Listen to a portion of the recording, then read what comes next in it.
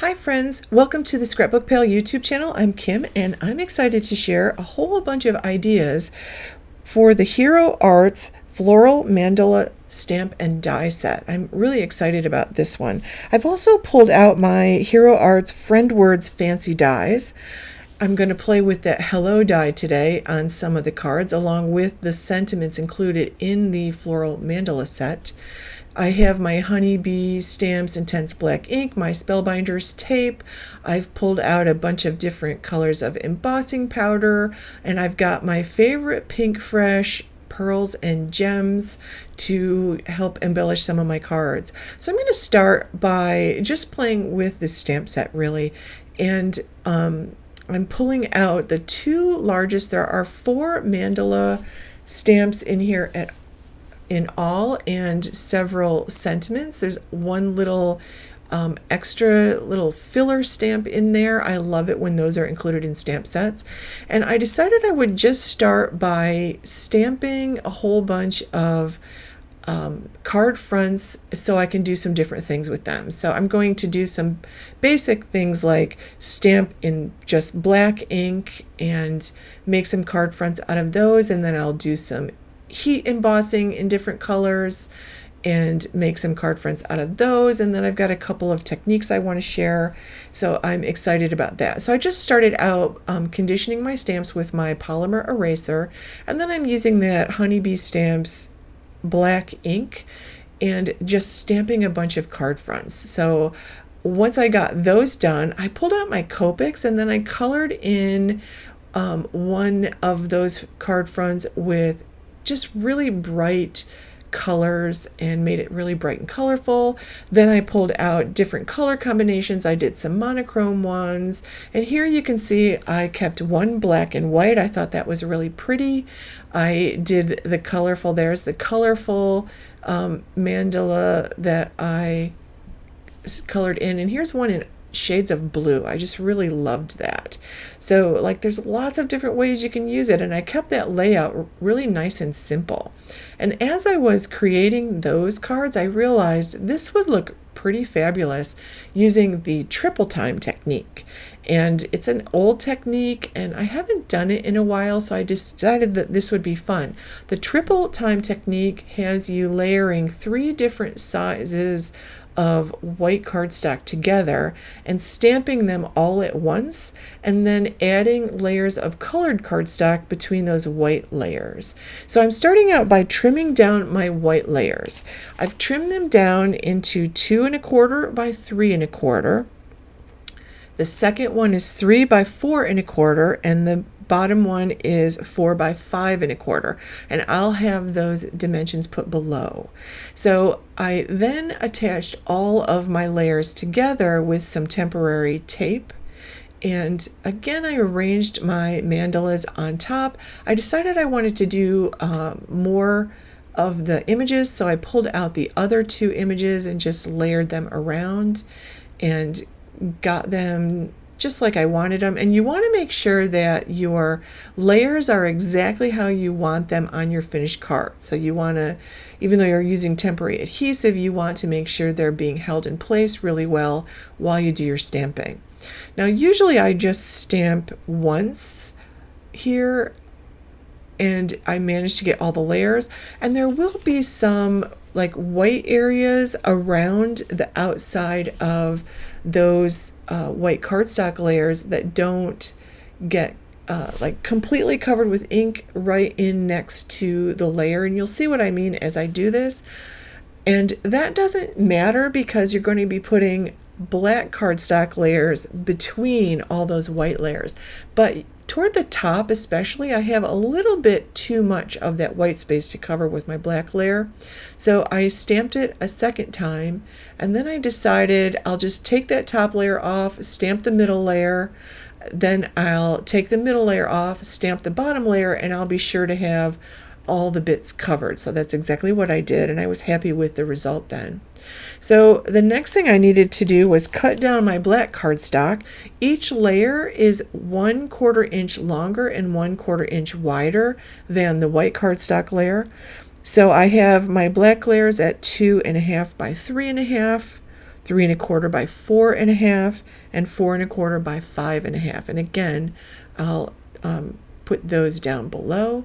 And then I'm just layering them together. So I'm centering my white layers on the black, and then I'm centering that on my next white layer, and I'm lining up the pattern as I go because I want it to look like it all layers together perfectly. And I love the effect you get with this. And again, I'm still using my temporary adhesive here, and I'll get everything all layered together, and when I'm sure everything is straight and all my patterns are aligned, I'll go ahead and put a little bit of liquid glue underneath each layer. And I love this card technique. And now I always do, like I'm doing black and white here. I usually pick 2 colors. Like here I'm using black and white. I love doing this in blue and white. You can certainly use any color of cardstock and emboss. Do embossing instead of just plain stamping.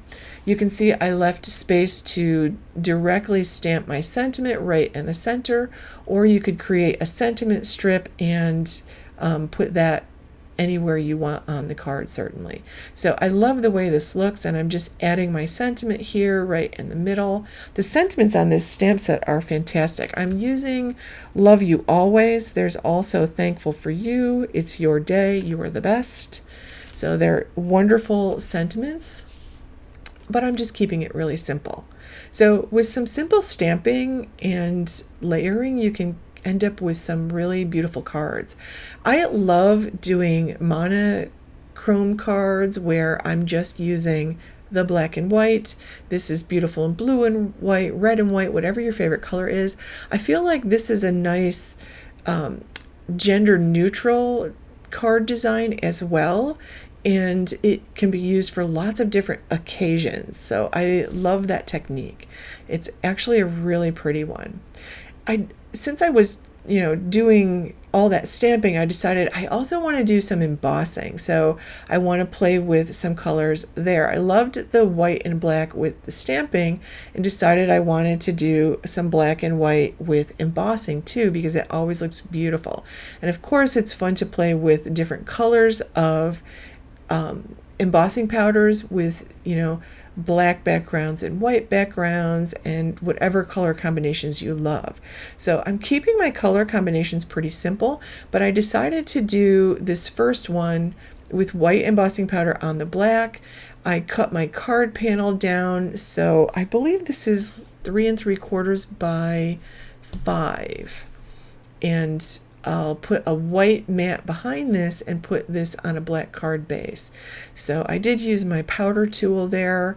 I finally found a powder tool that doesn't have cornstarch or talc in it, which made me really happy because now I can actually use a powder tool, and we'll try it and see how it works. So I'm just stamping this with my Versamark ink.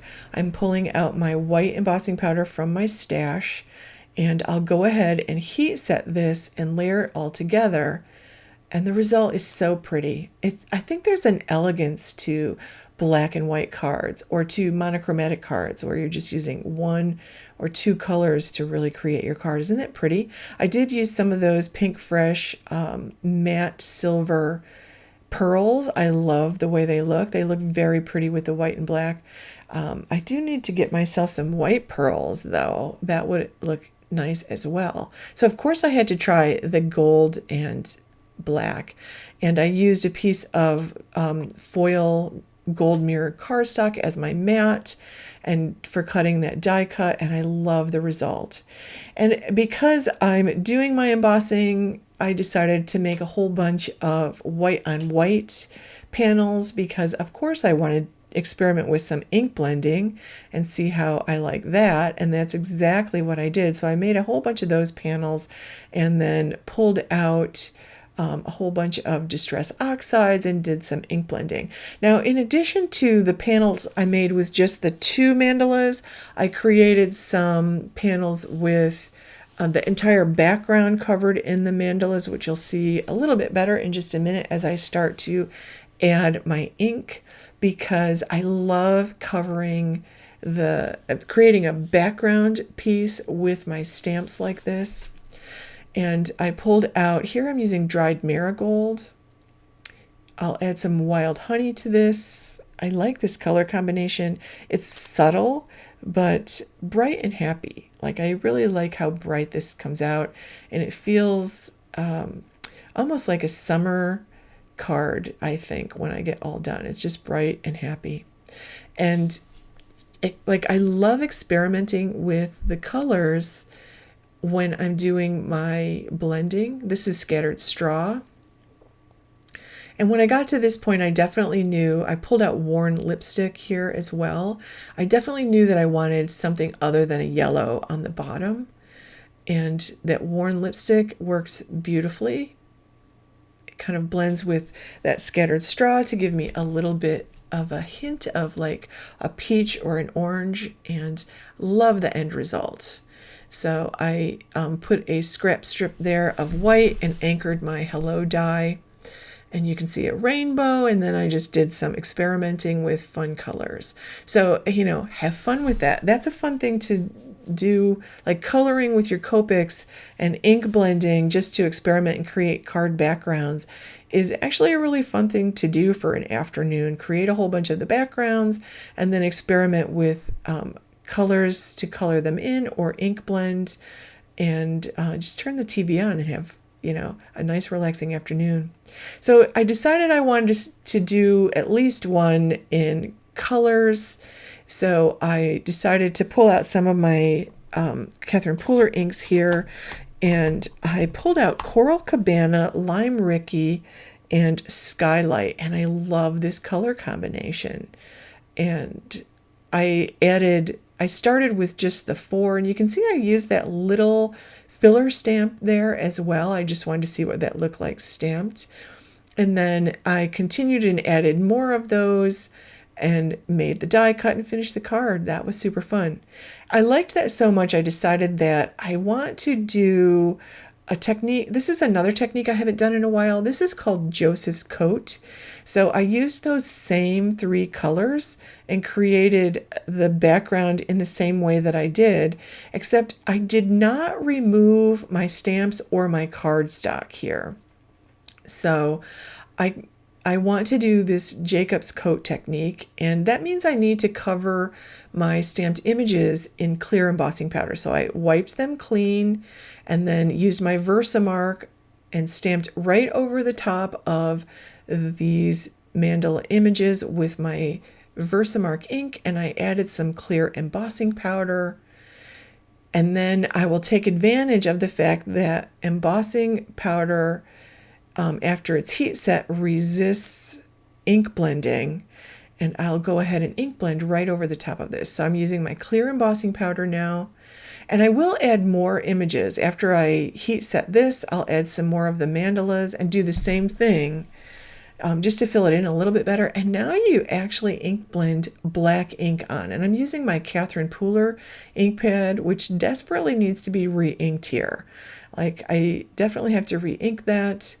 And I am just using a microfiber cloth to buff the ink off the embossed images. And I love this technique. I think that it works even better if you use solid images. These are outline images, but it works even better if you use solid images, like big, bold, solid flowers. All of these techniques and layouts actually work well with big floral images. I love graphic floral images and mandalas. These are beautiful. And I didn't even play with the die set. Imagine all the different layouts you can create when you die cut out your mandalas and then pop them up on some foam, and you'll get lots of dimension to your card in that way. So that opens up, having the dies opens up a whole new world of things you can do with your cards. Here I just wanted to show you, I put a little scrap piece of cardstock underneath my hello die just to anchor it a little bit. I kind of like that. I did add some of my favorite gems here from Pinkfresh to finish these off. Please give this video a thumbs up and subscribe to the channel while you're here. Click that bell to get notifications every time we upload a new video. Have a great day.